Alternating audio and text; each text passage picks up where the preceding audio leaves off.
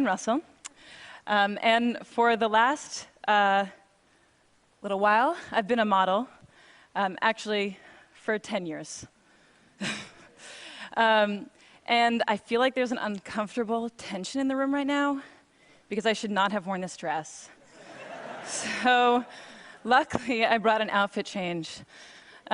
This is the first outfit change on the TED stage, so you guys are pretty lucky to witness it, I think.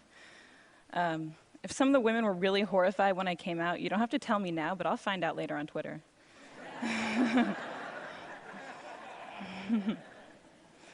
I'd also note that I'm quite privileged to be able to transform what you think of me in a very brief 10 seconds. Not everybody gets to do that. These heels are very uncomfortable, so good thing I wasn't going to wear them. The worst part is putting this sweater over my head, because that's when you all laugh at me, so don't do anything while it's over my head. All right. So why did I do that? That was awkward. Well, hopefully not as awkward as that picture. Image is powerful, but also image is superficial. I just totally transformed what you thought of me in 6 seconds. And in this picture, I had actually never had a boyfriend in real life. I was totally uncomfortable, and the photographer was telling me to arch my back and put my hand in that guy's hair. And of course, barring surgery, or the fake tan that I got 2 days ago for work, there's very little that we can do to transform how we look. And how we look, though it is superficial and immutable, has a huge impact on our lives. So today, for me, being fearless means being honest. And I am on this stage because I am a model. I'm on this stage because I am a pretty white woman. In my industry, we call that a sexy girl. And I'm going to answer the questions that people always ask me, but with an honest twist. So the first question is, how do you become a model?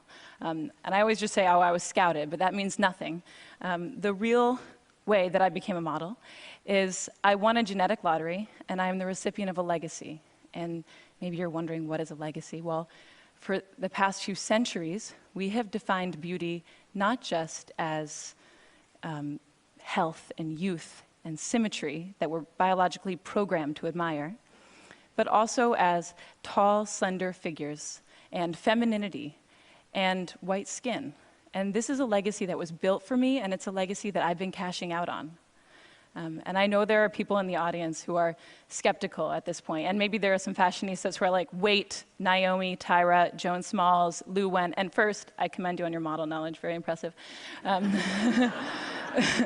But unfortunately, I have to inform you that in 2007, a very inspired NYU PhD student counted all the models on the runway, every single one that was hired, and of the 677 models that were hired, only 27, or less than 4%, were non-white. The next question people always ask me is, can I be a model when I grow up? And the first answer is, I don't know, they don't put me in charge of that. But the second answer, and what I really want to say to these little girls, is why? You know, you can be anything. You could be the president of the United States, or the inventor of the next internet, or a ninja cardiothoracic surgeon poet, which would be awesome, because you'd be the first one. If after this amazing list, they still are like, no, no, Cameron, I want to be a model, well, then I say, be my boss, because I'm not in charge of anything, and you could be the editor-in-chief of American Vogue, or the CEO of H&M, or the next Stephen Meisel. Saying that you want to be a model when you grow up is akin to saying that you want to win the Powerball when you grow up. It's, you know, out of your control, and it's awesome, and it's not a career path. I will demonstrate for you now 10 years of accumulated model knowledge, because unlike cardiothoracic surgeons, it can just be distilled right into right now. So if the photographer is right there, and the light is right there like a nice HMI, and the client says, Cameron, we want a walking shot, well, then this leg goes first, nice and long, this arm goes back, this arm goes forward, the head is at 3/4, and you just go back and forth. You just do that. And then you look back at your imaginary friends, 300, 400, 500 times. It will look something like this. Hopefully less awkward than that one in the middle. That was, I don't know what happened there. Unfortunately, after you've gone to school and you have a resume and you've done a few jobs, you can't say anything anymore. So if you say you want to be the president of the United States, but your resume reads underwear model 10 years, people give you a funny look. The next question people always ask me is, do they retouch all the photos? And yeah, they pretty much retouch all the photos, but that is only a small component of what's happening. This picture is the very first picture that I ever took, and it's also the very first time that I had worn a bikini.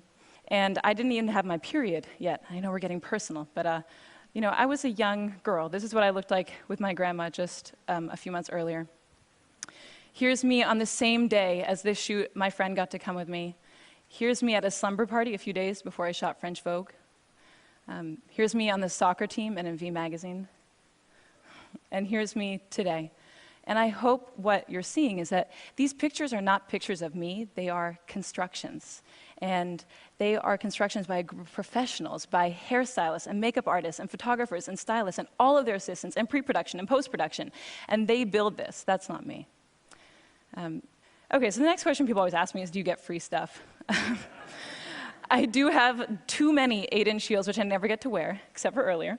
But the free stuff that I get is the free stuff that I get in real life, and that's what we don't like to talk about.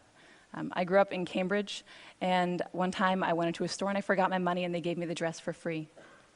When I was a teenager, I was driving with my friend who was an awful driver, and she ran a red, and of course, we got pulled over. And all it took was a sorry officer, and we were on our way. And I got these free things because of how I look, not who I am. And there are people paying a cost for how they look and not who they are. I live in New York, and last year, of the 140,000 teenagers that were stopped and frisked, 86% of them were Black and Latino, and most of them were young men. And there are only 177,000 young Black and Latino men in New York. So for them, it's not a question of will I get stopped, but how many times will I get stopped? When will I get stopped? When I was researching this talk, I found out that of the 13-year-old girls in the United States, 53% don't like their bodies. And that number goes to 78% by the time that they're 17. So the last question people ask me is, you know, what is it like to be a model? And I think the answer that they're looking for is, if you are a little bit skinnier and you have shinier hair, you will be so happy and fabulous. And when we're backstage, we give an answer that maybe makes it seem like that. We say, it's really amazing to travel, and it's amazing to get to work with creative, inspired, passionate people. And those things are true, but they're only one half of the story, because the thing that we never say on camera, that I have never said on camera, is I am insecure. And I'm insecure because I have to think about what I look like every day. And if you ever are wondering, you know, if I have thinner thighs and shinier hair, will I be happier? You just need to meet a group of models, because they have the thinnest thighs and the shiniest hair and the coolest clothes, and they're the most physically insecure women probably on the planet. So when I was writing this talk, I found it very difficult to strike an honest balance, because on the one hand, I felt very uncomfortable to come out here and say, look, I've received all these benefits from a deck stacked in my favor. And it also felt really uncomfortable to follow that up with, and it doesn't always make me happy. But mostly, it was difficult to unpack a legacy of gender and racial oppression when I'm one of the biggest beneficiaries. But I'm also happy and honored to be up here, and I think that it's great I got to come, you know, before 10 or 20 or 30 years had passed and I'd had more agency in my career. Because maybe then I wouldn't tell the story of how I got my first job, or maybe I wouldn't tell the story of how I paid for college, which seems so important right now. If there's a takeaway to this talk, I hope it's that we all feel more comfortable acknowledging the power of image in our perceived successes and our perceived failures. Okay, thank you.